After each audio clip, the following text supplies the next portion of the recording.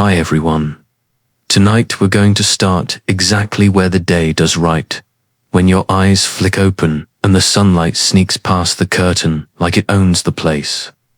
For most people over 60, that moment might come with a creaky joint or a stiff back. But I'll tell you something. If you're not using those first 10 minutes wisely, you might be accidentally signing your legs up for another day of slow decline. You probably won't survive a fall. After 70, that's not fear-mongering. That's just what the stats say. Hip fractures aren't just about bones, they're about independence. And every time we ignore the little signs, wobbly knees, heavy feet, that one step that feels just a little higher than it used to, let that risk creep in closer. But here's the thing. You can rewrite that morning moment. You can wake up, and instead of slowly dragging yourself to the bathroom, you can trigger a kind of morning magic that starts rebuilding legs from under the covers. So before you get comfortable, take a moment to like the video and subscribe, but only if you really like what I do here. And hey, tell me where you're tuning in from and what time it is over there. I love seeing how far this little nighttime circle reaches. Now. Turn off the lights, maybe turn on the fan for some soothing noise, and let's get started tonight. First thing I changed was not rushing to stand. That's right. I stopped letting my day start with urgency. Instead, I give myself 10 minutes to wake up my legs before I even ask them to carry me.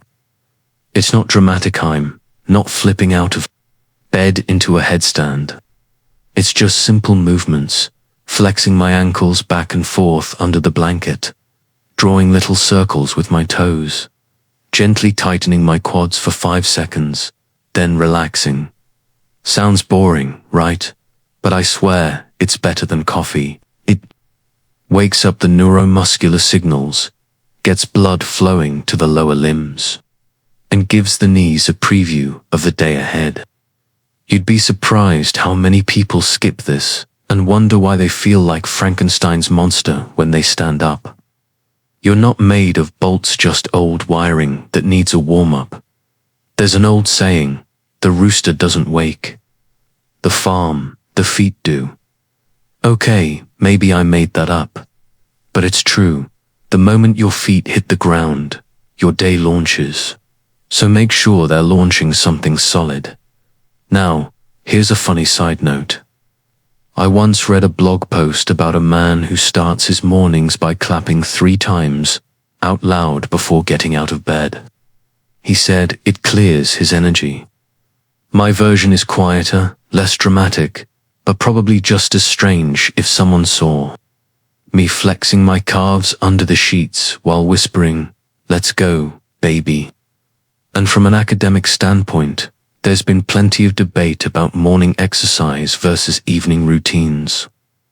Some argue cortisol levels make morning movement less effective, but in older adults, circulation and joint lubrication matter more than peak performance. We're not training for a marathon. We're training for the grocery run without pain. Another detail I've come to love. Sitting up slowly. I used to just pop out of bed like I was 25. That little head rush you feel, that's orthostatic hypotension. Your blood pressure dropping to fast, and it's a huge cause of morning falls. Now, I roll onto my side, swing my legs down, sit upright, breathe, then stand. Feels ceremonial. Feels like I'm doing a favor for my own safety. If you've got a partner who still shares your bed, they might find it weird at first. Why? Are you marching in place before breakfast? Just wink and say, "I'm adding years to my life, honey." Then maybe challenge them to a squat off later. That 10-minute window in the morning, that's your golden time. It's the warm-up act to your one-person play. If you blow past it with no thought, no movement, no kindness to your own body, you're setting the tone for stiffness, weakness, and missed opportunities. And if you give those legs even 5 extra minutes of love, you'd be surprised what comes back. Tomorrow morning, don't just wake up, wake your body up. I remember this one morning. Not long ago, I stood at my kitchen counter, knees aching like I'd just finished a half marathon in cowboy boots. I hadn't done anything intense the day before. Just your standard shuffle around the house and a late night craving that ended in leftover casserole.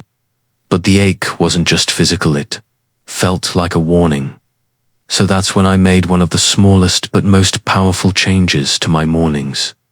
Hydration before movement. Not coffee, not orange juice, just water. 1 full glass, room temperature. Sometimes with a splash of lemon if I'm feeling fancy. It's such a simple thing, and yet it jumpstarts circulation like nothing else. You've been asleep for 6 to 8 hours. Your body's basically running on fumes. Every muscle, including the ones that keep your legs moving, is slightly dehydrated. Dehydrated muscles cramp. They resist movement. And worst of all, they tear more easily. The academic crowd might call this restorative hydration signaling. But I call it common sense. Old school wisdom says, water the roots first thing in the morning, or the whole garden wilts by noon. That's your body. Your legs are the roots. And here's the quirky part. I like to drink my water while sitting on the edge of my bed, barefoot, with my feet planted on the floor. Why? Because I'm grounding literally. There's something oddly satisfying about connecting skin to wood, tile, even carpet. Maybe it's placebo, maybe it's primal, but it reminds me I'm alive. I'm here, and I've got things to do today. Plus, there's a bonus to sitting up and sipping. You give your lower back and pelvis a second to catch up before standing. Too many people shoot out of bed like toast, and then wonder why their hips feel like they were kicked by a mule by lunchtime. Slowing down gives you strength. Funny how that works. After that first glass, I stretch. Nothing crazy, just hamstrings, carbs, and my weirdly tight left ankle that refuses to cooperate. I take my time. No mirror, no gym playlist. Just me, my sleepy sighs, and sometimes the dog giving me side-eye like you again. And while I'm stretching, I talk to my legs. Yeah, I know how that sounds, but I've found that saying things like "you've got this," or "we're going for strength today," actually changes how I move. It's like sending a little wake-up telegram to my nervous system. I read somewhere that athletes do it. Well, we seniors can be athletes. In slow motion, here's a moment of total honesty.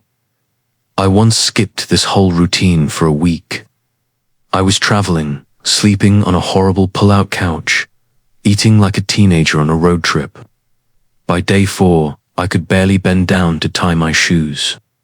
My calves were tight, my thighs felt hollow, and the worst part, I knew exactly why it was happening. I had ignored the ritual. I had betrayed my legs. Drama. Maybe, but that's how it felt. Some researchers say muscle retention past 60 is less about exercise volume and more about consistency. Tiny, daily inputs, like watering a bonsai tree.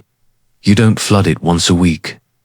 You give it a little, every day, and over time, that shapes something strong, flexible, and deeply rooted. You don't need a full workout in the morning. You just need a few small habits stacked together. Hydrate, ground yourself, stretch with intention. If you can throw in a little laughter, too. Like when you try to touch your toes and only reach your knees, then you've already won the day. Sometimes I play soft jazz while I'm doing it. Sometimes I do it in complete silence.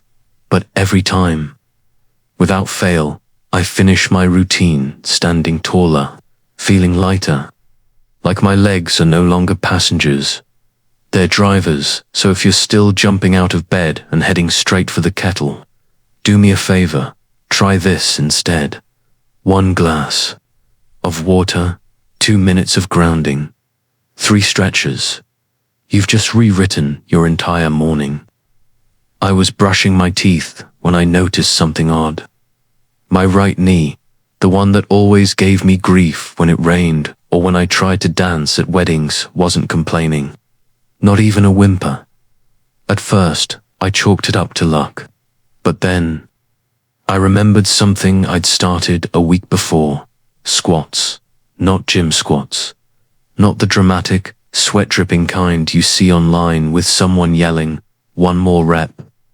These were the slow, controlled, almost meditative squats you'd see your grandma do while gardening or picking up a cat that refuses to cooperate.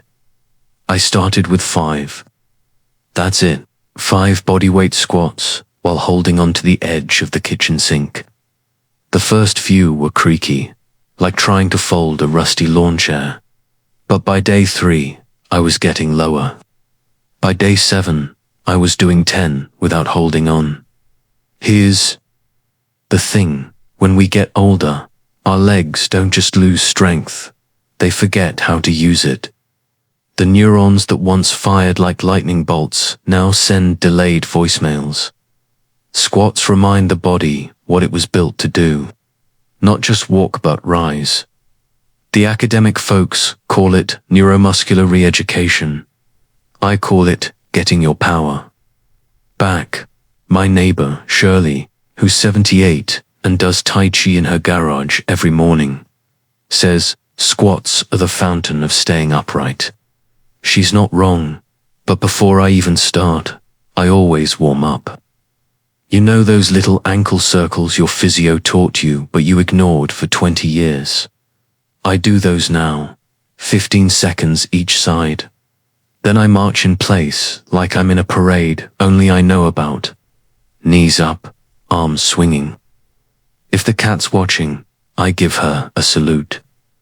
Gotta keep the audience entertained. By the time I get to the squats, I'm awake. I'm ready. I keep my back straight, feet shoulder width apart, and pretend there's a chair behind me I'm about to lower onto with grace, not collapse. Sometimes I whisper to myself, smooth like butter. Sometimes I grunt like I'm lifting a truck. Either way, I make it fun, because if it's boring, you'll stop. And the only bad leg day is the one you skip. Old age wisdom says, the legs are the last to give out, but the first to be ignored. And that's so true. We baby our shoulders. We stretch our backs. But the legs, we expect them to carry us without complaint. They deserve better. So I've made it a ritual. Every morning after my water and stretches, I squat. If my knees feel stiff, I'll warm them with a hot towel. If my balance is off, I hold a wall. There's no shame in modifying. The shame is in not showing up for yourself. Now, for a little quirky fact. Did you know flamingos sleep while standing? On one leg, because it takes less energy than sitting for them. That's right. Meanwhile, I can barely balance long enough to put on a sock. But I'm working on it. Every squat helps. Last week, I visited my niece. She's got stairs. Lots of them. Usually, I'd grip the railing like it owed me money. But this time, I went up and down, with how flinting like I'd just climbed Everest. She even said, "Wow, you're moving like someone half your age." That compliment stayed with me longer than it should have. And here's the best part. This doesn't take long. 3 minutes, maybe 5. But the rewards stack up like compound interest. More strength, more balance, and a lot less fear of falling, which, let's be honest, is the real villain in our golden years. Some experts argue resistance training should be reserved for structured gym sessions. I say nonsense. Your kitchen is a gym. Your hallway is a runway. your bathroom mirror. That's your cheering crowd. Just 5 squats a day. Add 1 each week. Build up to 15, or 20, or 50 if you're feeling spicy. Make it yours, but start. Because no one else can squat for you. Your legs are still listening. You just have to speak their language again. I didn't expect a carrot to teach me about strength, but here we are. Let me explain. A few mornings ago, I was prepping soup, peeling carrots, chopping celery, doing the usual retired chef routine, and one particularly stubborn carrot rolled right off the counter. I bent down to get it without thinking. That was the moment. No pain, no groan, no grabbing the counter like I was skydiving without a parachute. I just bent, grabbed the runaway vegetable, and stood back up like it was 1993. That's when I knew something had truly shifted. And it wasn't magic. It was vitamin D.C. When I was younger, I thought vitamins were for fussy health nuts. The people who carried trail mix in their purses and drank green smoothies that smelled like lawnmower clippings. But turns out, vitamin D is the unsung hero of leg strength, especially for folks like us who don't spend hours soaking up sun anymore. Here's the kicker. Your muscles need vitamin D to function properly. Without it, they get sluggish, lazy, and a little confused. Kind of like your phone when it hasn't been updated in a while. You'll still get calls, but everything runs slower. So I made a small change. I started taking my vitamin D in the morning with breakfast. Nothing fancy. Just a supplement I picked up at the local pharmacy, next to the reading glasses and denture glue. Within 2 weeks, my energy lifted. Not in a superhero way. Didn't leap over garbage bins or jog uphill, but I felt less, tired. Less like my bones were plotting against me. The academic community is actually divided on how much vitamin D is too much. Some say you only need it if you're deficient. Others say nearly everyone over 60 is deficient by default. I say, if your knees creak like an old boat, take the darn vitamin. Here's something quirky I learned while researching it. Mushrooms can absorb vitamin D if you leave them in sunlight. Isn't that wild? You can literally sunbathe your fungi into a swimsuit. I tried it once. Left a tray of mushrooms outside like I was airing out my secrets. Neighbors gave me the side eye. But hey, science. Now, I'm not saying vitamin D is the one magic bullet. You still need to move, hydrate, and occasionally stretch like a sleepy cat. But without D in your system, all that effort is like trying to fill a leaky bucket. It just doesn't stick. My friend Barry, who's 72 and still plays swears by his morning D, says he hasn't had a muscle cramp since 2019. He also claims he once beat a 40-year-old in a foot race. But that might be the D talking. I pair mine with a bit of fat, usually eggs or peanut butter toast, because apparently D loves to cling to fat for better absorption, like how glitter sticks to glue. You can take it without food, but you're kind of sending it in blindfolded. And here's some old age wisdom passed down from my grandmother. Don't chase the sun, but don't hide from it either. She used to sit by the window every morning, with a cup of tea, letting the light touch her face. I do the same now. A little sunshine on your skin is like a morning high five from nature. That's my cue to remind you. Even 10 to 15 minutes of morning light on your arms or face helps your body make its own vitamin D. Just be mindful if you're in a place where sunlight is more myth than fact, like November in Saskatchewan. So, in summary, squat a little, stretch a little, and don't skip the D. It's not flashy, It won't trend on social media, but it just might be what helps you chase down that runaway carrot without wincing. And if you've got mushrooms lying around, go ahead, give them a sunbath. It's weird, yes, but so is getting old. Might as well have fun with it. The mornings were starting to feel lighter, not just outside, but inside me too. Like my body had finally remembered what it meant to wake up instead of power on slowly. That's when I added vitamin B12 to my routine. I didn't even plan to. It kind of happened by accident, like most good things in life. I was reading the label on a multivitamin bottle at the pharmacy mainly to stall because I didn't want to check out next to a teenager buying energy drinks, and the fine print said, supports nerve function and energy metabolism. That's marketing gibberish for most folks. But to me, that was code for stronger legs and less numb feet.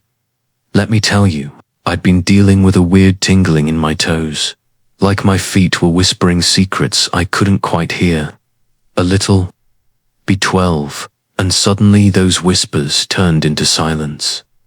Blessed, welcome silence. The science backs it up, too. B12 helps keep the nerves healthy like insulation on electrical wiring. Without it, your brain sends messages to your legs like a fuzzy radio station.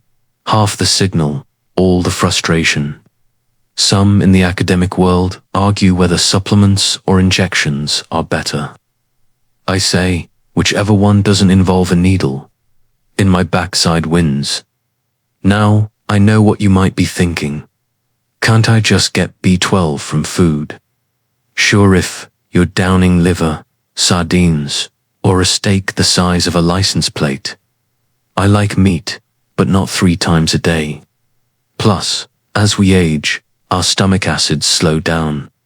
B12 absorption becomes less efficient, like trying to pour honey through a coffee stirrer. That's why I take a sublingual version. It melts under the tongue, and it feels just fancy enough to make me feel like royalty while still wearing PYJAMAS. My neighbor Ruth, bless her chatty heart, once asked if B12 could make her run faster. I told her, Ruth, unless you're being chased, you don't need to run faster. You just need to walk without gripping the walls. We laughed, but she started taking it too. Now she's the only one in bingo night who doesn't ask for the comfy chair. Here's a quirky fact for you. Clams are one of the richest sources of B12. Clams. The same creature that hides in the mud and only opens up when you cook it. Alive, nature's little irony. I tried one once. Texture of a damp eraser. Never again, anyway, after a week on B12. My legs didn't just feel stronger, they felt smarter. Like they remembered how to support me instead of waiting for me to brace against the nearest table. There's something empowering about walking through your home and not worrying that the hallway rug might stage a surprise attack. The old folks used to say, sharp mind, steady legs. I used to think that meant crossword puzzles and canes. But now I realize your nerves are the bridge between your brain and your body. Strength starts with connection. And B12 isn't just about the legs. I noticed I wasn't forgetting words as often, or names, or why I'd walked into a room. Okay, I still forget sometimes. But now I can at least laugh about it instead of blaming the walls for being too quiet. So every morning, along with my glass of warm lemon water, which I still think tastes like regret, I pop my B12 tablet under the tongue. It's a ritual now, like tying my shoelaces before heading out.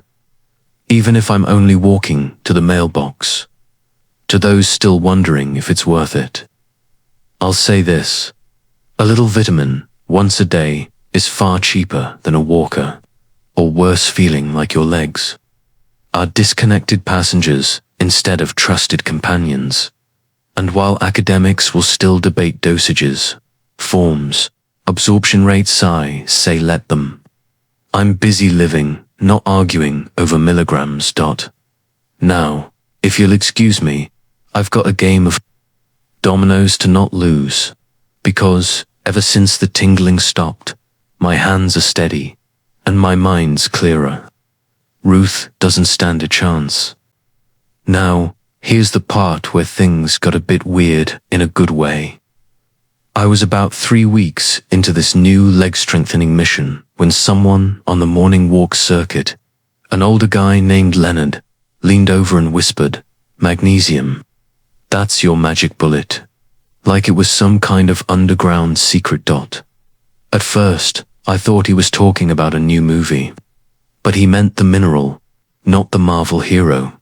So I went home, made some tea, because apparently everything in life is better with tea, and started researching magnesium like a college kid pulling an all-nighter. Turns out, magnesium isn't just about relaxation, it's a powerhouse for muscle contraction, nerve signals, and even bone density. Basically, it's the backstage tech crew of your entire body. Here's the thing though, most people don't get enough of it, especially seniors. Our bodies don't absorb it as well, and we tend to eat less of the foods that are rich in it. Leafy greens, maybe, nuts and seeds. Not exactly top of mind when you're craving toast at 9 p.m. And here comes the quirky bit. Did you know dark chocolate has magnesium? Yep, suddenly, my evening square of chocolate became doctor recommended. At least, that's what I tell myself when I sneak a second piece. Self-care, folks. What really convinced me, though, was what happened about a week after I started taking a magnesium supplement. One morning, I got out of bed and realized I hadn't felt that familiar night cramp in days. You know, the one, that sneaky Charlie horse that attacks your calf like it's auditioning for a horror film. Gone. Poof. Just silence in my legs. Of course, the academic crowd always has something to say. There's a debate about magnesium oxide versus citrate versus glycinate. One absorbs better, one's gentler on the stomach, one sounds like something from a chemistry set. Honestly, just pick one and try it. Your body will tell you what works faster than any peer-reviewed journal. My personal favorite is magnesium. Glycinate. It's easy on my digestion, doesn't send me sprinting to the washroom, not that I sprint, and it helps me sleep, like really sleep. Not just lie there and overthink what the neighbor's cat is plotting. Here's a little old age wisdom for you. If something helps you sleep and move better, it deserves a permanent spot in your drawer, alongside socks, peppermint candies, and that mysterious charger no one remembers buying. I even got my friend Diane on the magnesium train.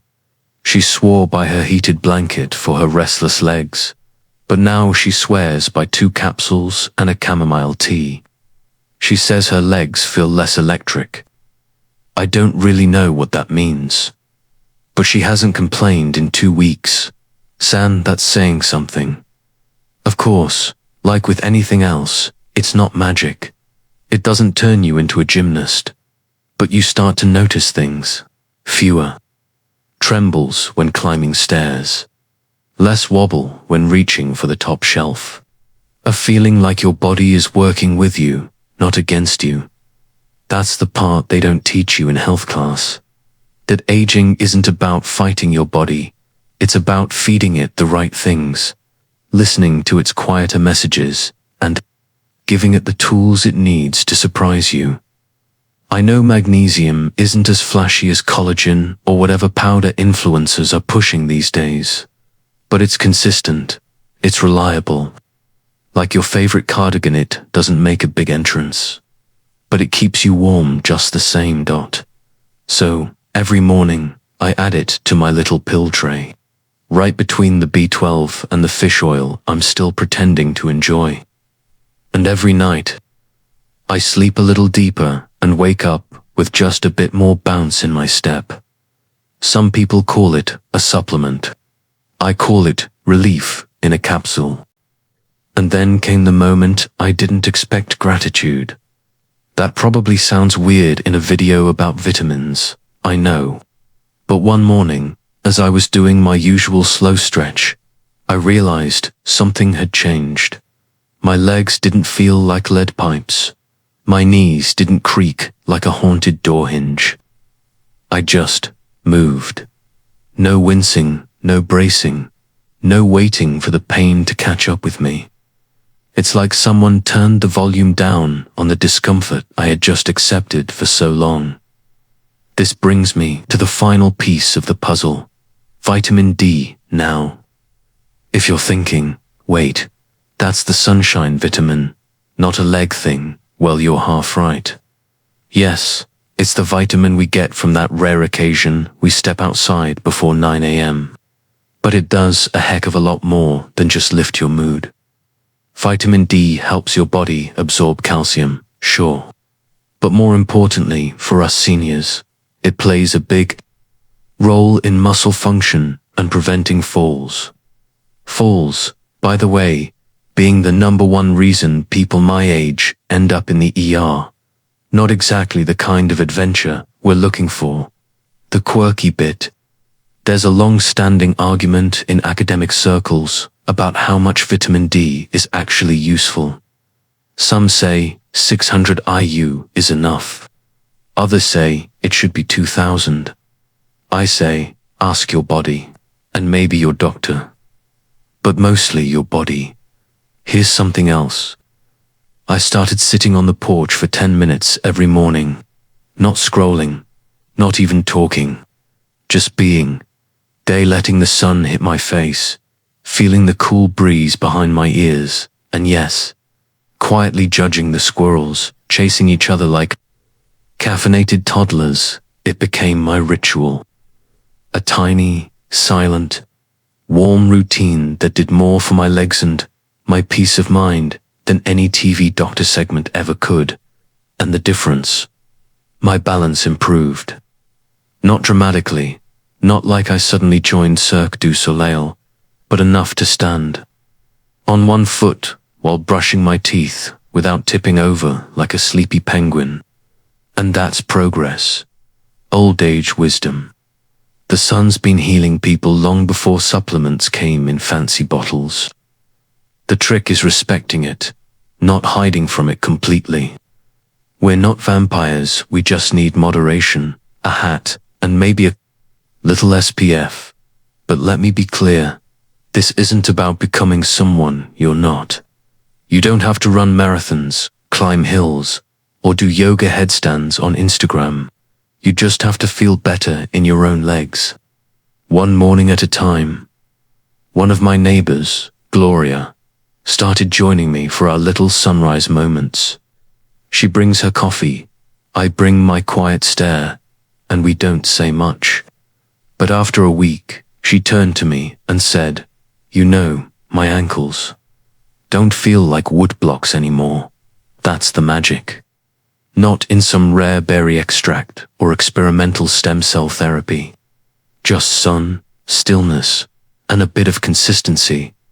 And in those moments, it becomes clear we're not just trying to survive aging, we're trying to enjoy it, to walk without fear, to feel strong enough to go where we want, even if that just means reaching the back of the garden without stopping halfway. Vitamin D won't make you invincible, but it will help your legs stand tall when life tries to knock you over. So here I am now, 7 days into a routine that feels more like a blessing than a burden. I get up, stretch, sip my water, take my supplements, and sit outside for a few minutes, and my legs, they're not perfect, but they're mine, and they're holding me up better than they have in years. And that, my friend, is more than enough. So if you've made it this far, first of all, thank you. That means you care about your body, your balance, and your peace of mind. and that alone puts you miles ahead. These past 7 days, I've shared my journey from creaky, aching uncertainty to a place where I can rise from my chair with more ease, step with more confidence, and stand a little taller. Not because I found a miracle, just because I paid attention to the little things. Magnesium at night, B12 in the morning, and a bit of sunshine on my cheeks. Small changes, steady pace, strong legs. You've got this. Good night.